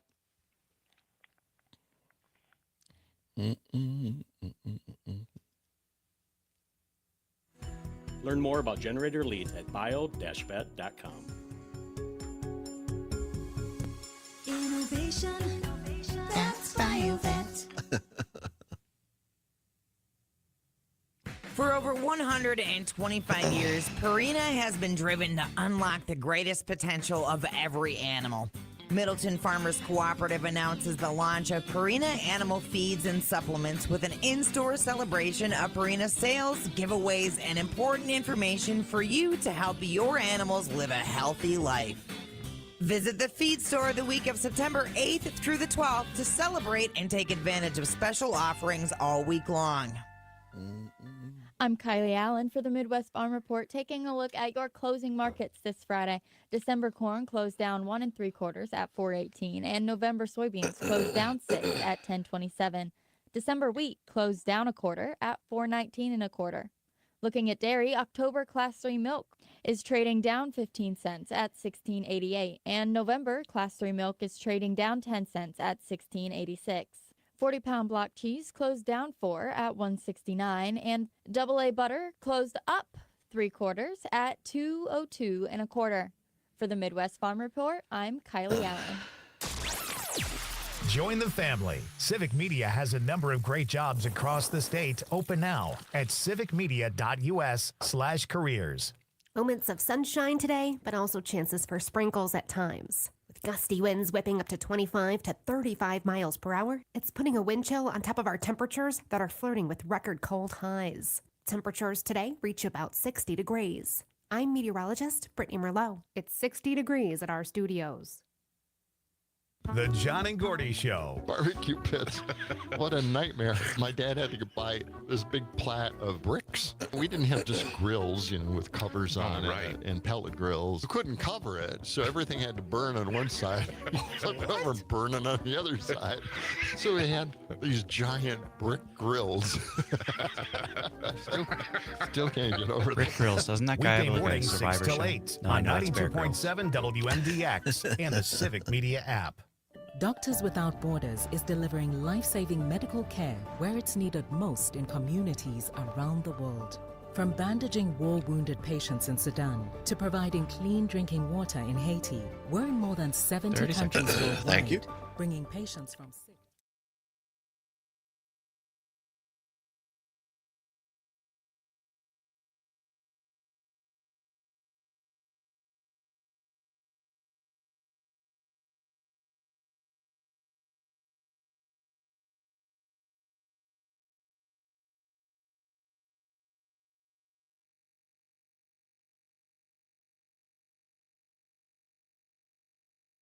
The touchbacks now come out to the 35-yard Unsportsmanlike line. conduct. Defense number 98. Number 98's defense actions has disqualified him from the game. Whoa. 15-yard penalty. Whoa. Automatic. First down. So Jalen Carter, the focus and the star for the Eagles on the front line, out for the game before a snap. Here he goes. He walks there in front of Dak Prescott. Did he spit? Did he spit on him? I think he did. And the official was right there to throw the flag, who was keeping an eye on that confrontation. No idea, obviously, what was said, but Jalen Carter out of this game before a snap.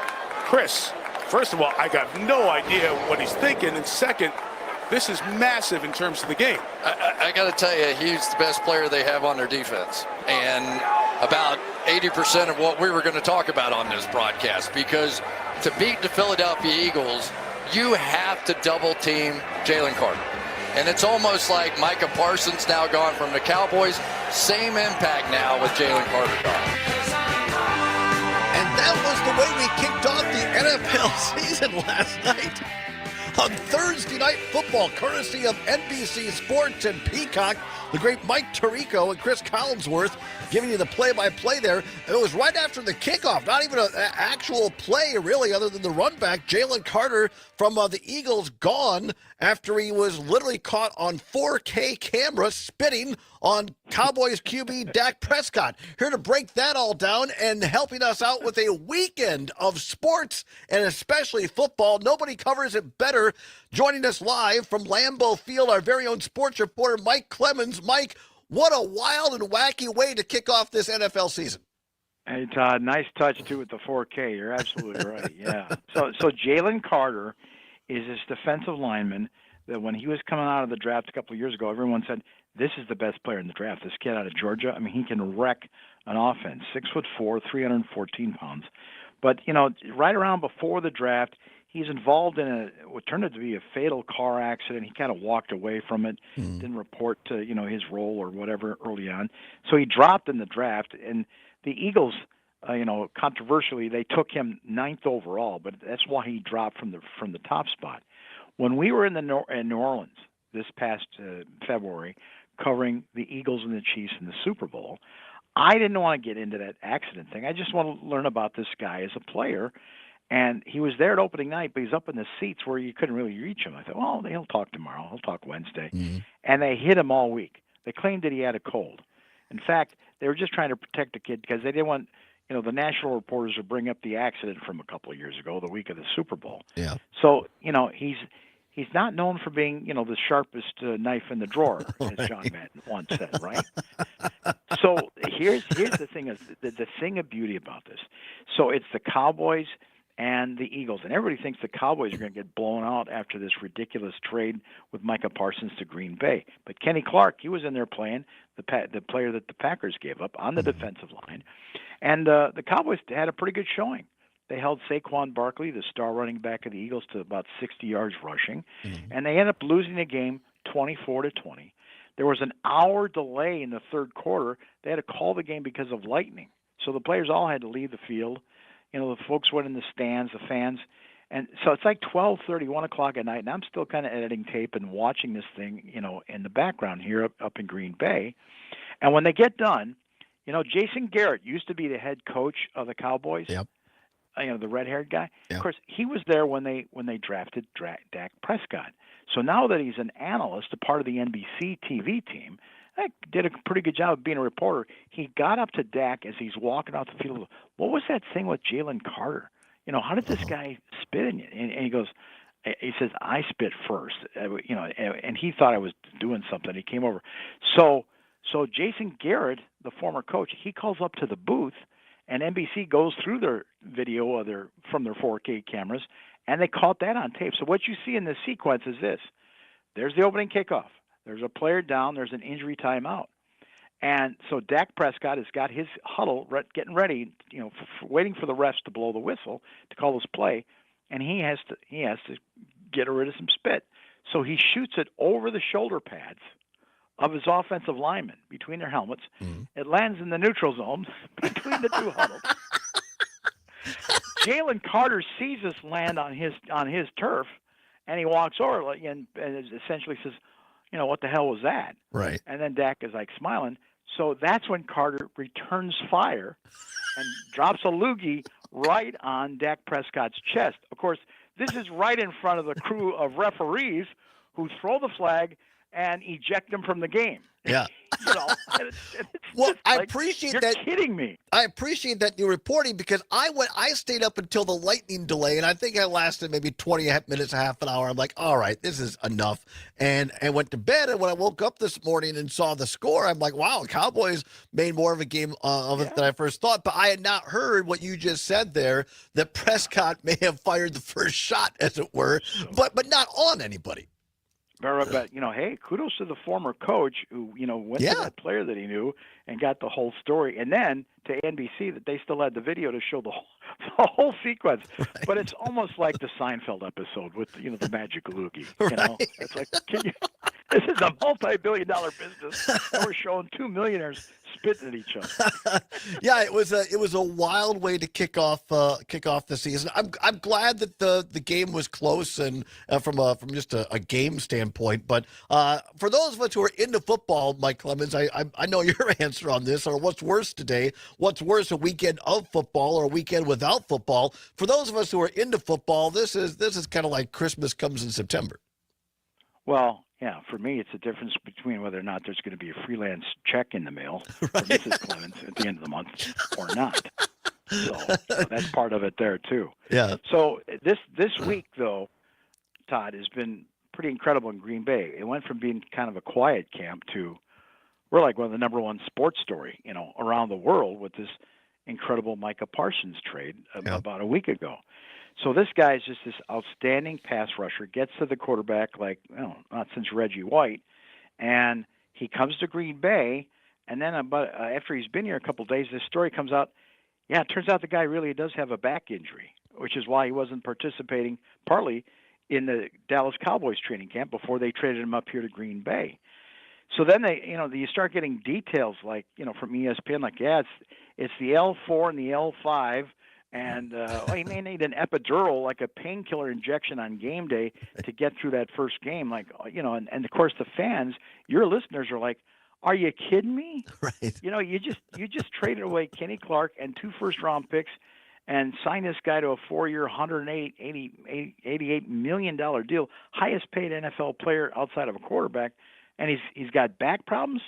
And by Thursday, I started thinking about this. I also thought that, something that J.J. Watt, the former Badgers, said was, guys getting painkillers for backs, that's the whole league. We're football players. Yeah. Everybody that plays football is going to have some sort of a sore back.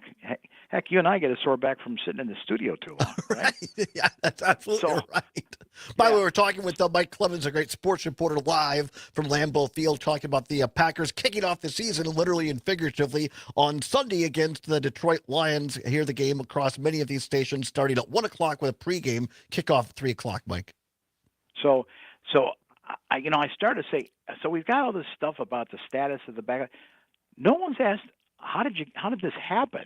Mm-hmm. Because everybody assumes like, the wear and tear of the NFL after 4 years, that's why he's got a bad back.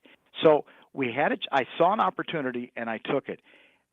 Micah Parsons came and talked to us after practice. He's been limited in practice, but he's trying to see if he can get on the field for the Packers in this game, important game against the Lions on Sunday. And you'll hear me asking him this, but Micah Parsons was asked, so how hungry are you to get back on the field and play week 1 for your new team, despite this back injury for the Packers against the Lions? I'm so hungry, I want it all at once. But that's why you got coaches, and I always been like that. I never been the type to say I'm finna come back on seconds. I'm finna load the plate all at once. Like I'm finna get everything I need in one meal. So that's just always been me since I was a kid. And as players, all we know, like I said, I tell people all I know is go. So once I get an itch of competition, like I see the basketball courts all around the building, I'm like, guys, who wants some? Like, even though we got 3-4 minutes, who want to just shoot some hoops real quick? Like, that's just me. So I know once I get out there, I'm just going to want to go. And that was the first thing, they're just like, well, we got to see how your body is. We got to do that. Because at the same time, I do have to get healthy. I do have to do all those little things to make sure there's a longevity piece in this. It is 18 weeks. There is hopes for playoff run and a long playoff run. So we have to think about that and making sure that everything is good to go. When did the back tightness start this summer?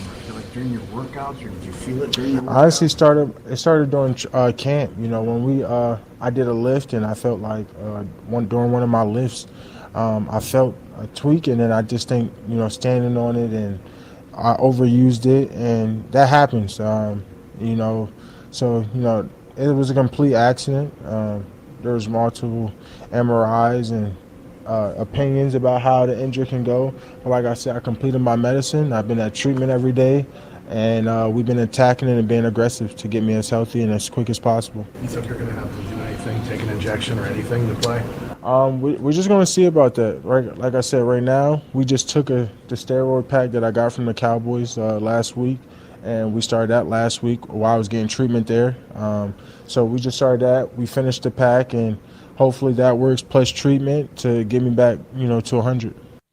That was Micah Parsons, the new acquisition from the Cowboys by the Green Bay Packers, talking with our very own Mike Clemens, sports reporter, live from Lambeau Field. Great that you were there, as always, Mike, and a great job asking that question, because I think a lot of us, you're right, we're like, well, how the heck did this happen? So thanks for getting that question out there, and good to get some clarity. And then another topic is Jordan Love, who had to have surgery on his left thumb during training camp. And now he's still wearing a brace out there. So Matt LaFleur was asked back and forth, so is he going to be able to use his left hand in Sunday's game against the Lions? Were you able to test Jordan's ability to hand off left-handed pretty well through the week so far? No, not really. Really? Yeah. So he hasn't done that once. So does that mean you're going to just do it the other way? Got to do something. You're not pulling my leg, right? No, I'm not. I'm being serious. How long do you think that lasts? I mean, at some point. Yeah, we'll see. But does it change anything? I mean, absolutely, it can change things. In terms of your run game, or I mean, he just has to adjust to a different way, right?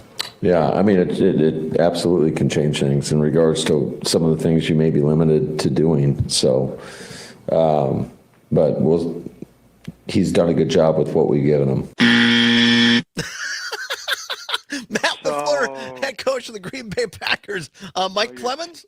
You're telling us he's only got one hand, huh, Matt? Okay, well, guess what? I went to Josh Jacobs, your lead running back, and said, so, wow, are you getting used to only getting your handoffs from the right hand of quarterback Jordan Love? Nah, man, he handed. I don't know if y'all seen it. He handed off with his left today, so I think he'd be all right, man. I mean, I'll just tell him to give you the ball. It's cool. However you get it to me, I don't care. You're not the one trying to stop us. So Mike Clemens, Josh Jacobs sets the record straight.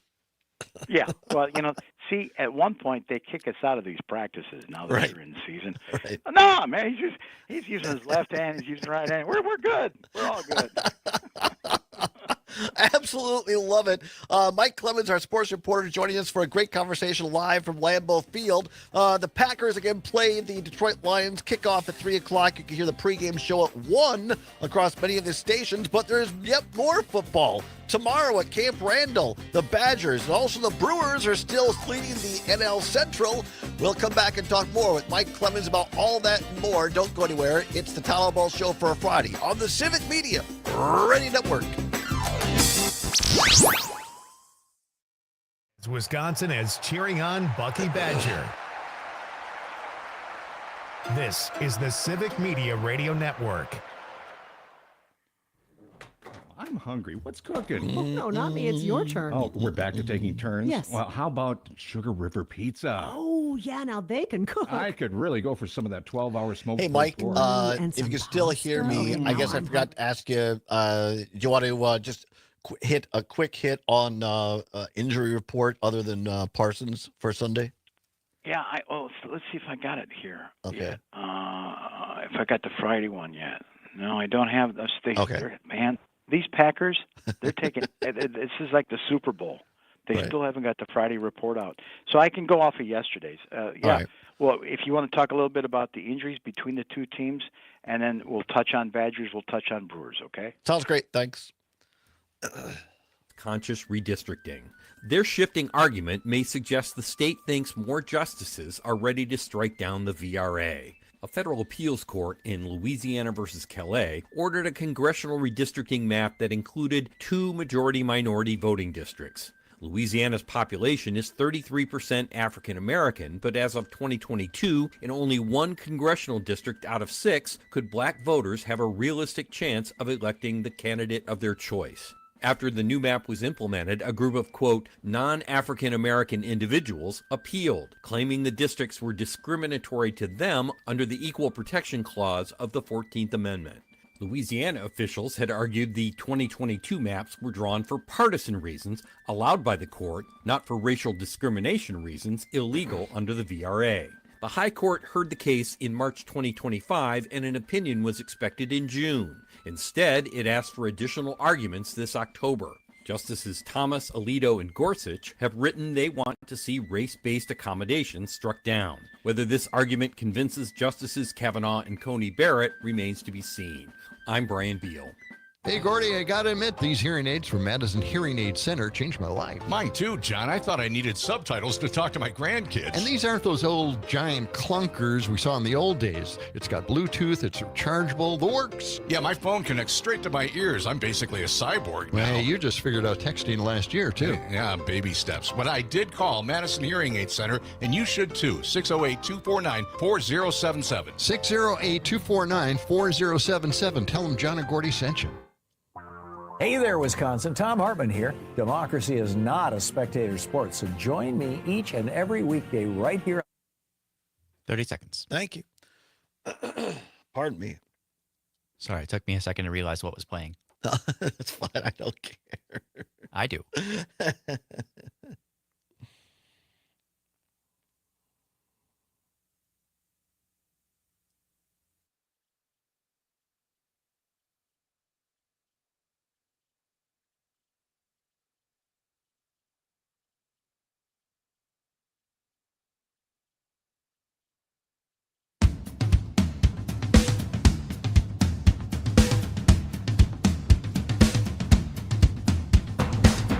Welcome back to the Todd Allbaugh Show on the Civic Media Radio Network, where it is now 8 minutes before the hour of 4 o'clock. At the top of the hour, ABC or CBS News, depending upon which of our great stations you're listening to. A check of weather with Brittany Merlot and her great weather team. Going to be a nice fall weekend. A little chilly for the Badger game tomorrow, but things will warm up by the time the Packers kick off on Sunday. So enjoy that fall weather. Of course, Mike Clemens will have a sports update for us, and then another edition of the Maggie Dawn Show for a Friday afternoon, and our friend Pete Schwaba and Nightlight from 6 until 8. But you don't have to wait until after the 4 o'clock hour, because we got Clemens live right now from Lambeau Field. Always appreciate him taking his valuable time to join us on a Friday. Mike, we were talking about of course, the Packers game coming up on Sunday afternoon. Very quickly, injuries going into this game. Key game early on could go a long way at the end of the season to determine who wins the North.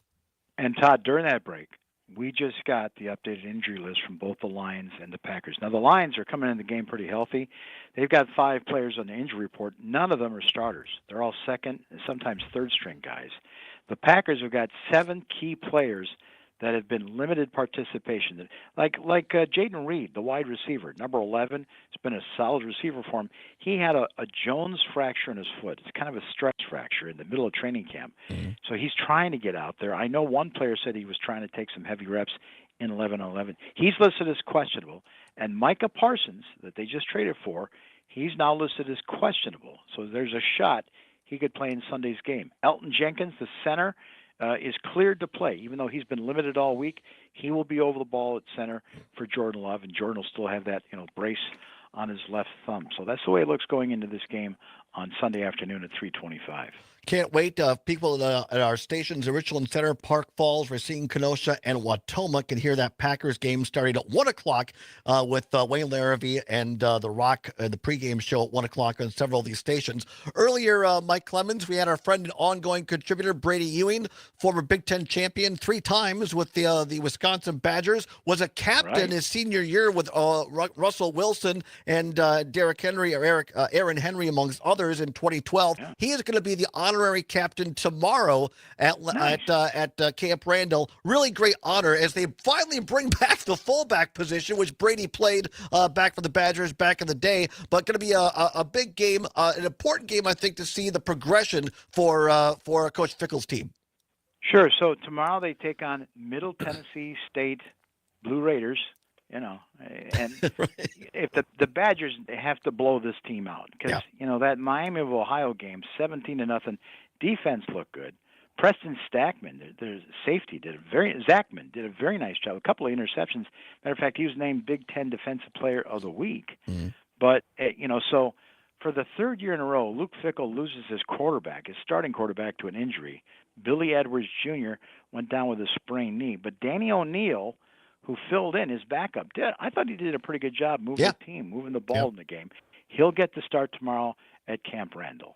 Looking forward to it. And again, you can hear that game on many of our stations. 1 p.m. broadcast for the pregame time, just after 3 o'clock kickoff from the camp. The great Matt LePay and Mark Tauger on the call as the Badgers, as Mike said, host Middle Tennessee tomorrow afternoon. Mike Clemens, the Brewers continue to be the red-hot team in baseball. I'm infatuated with them. I love every game, and they get back underway tonight against the Pittsburgh Pirates.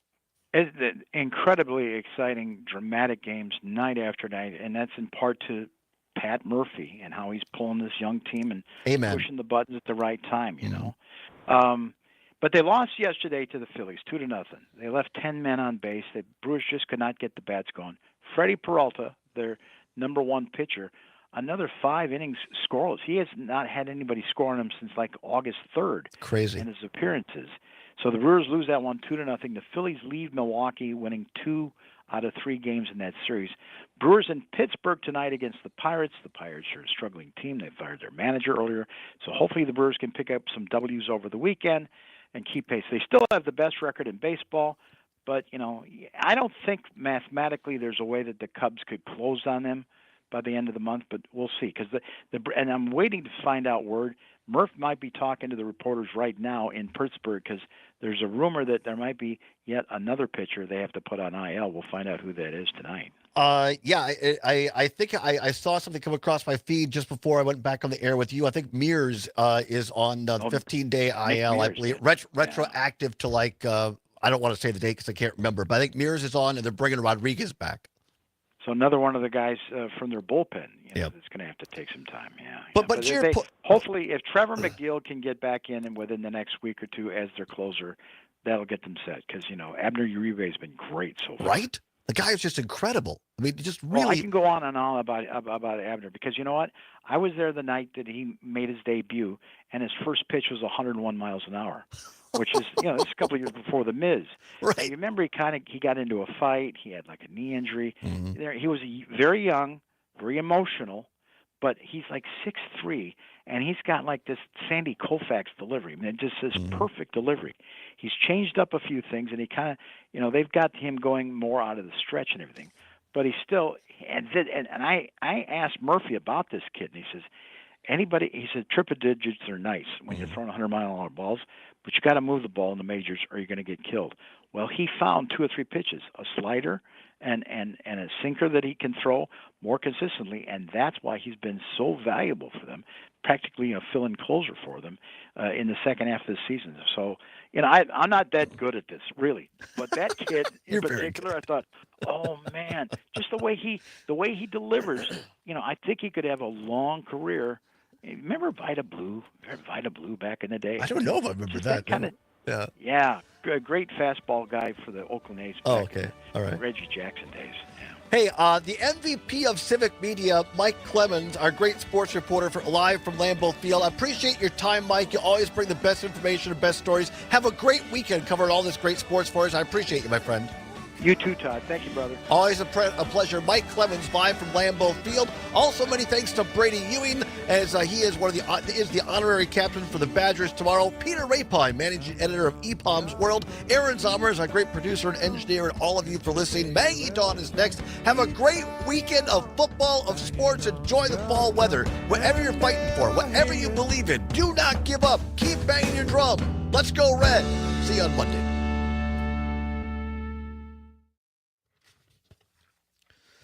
All right. Thanks, everybody. We appreciate you. Have a great weekend. Bye-bye. Adios.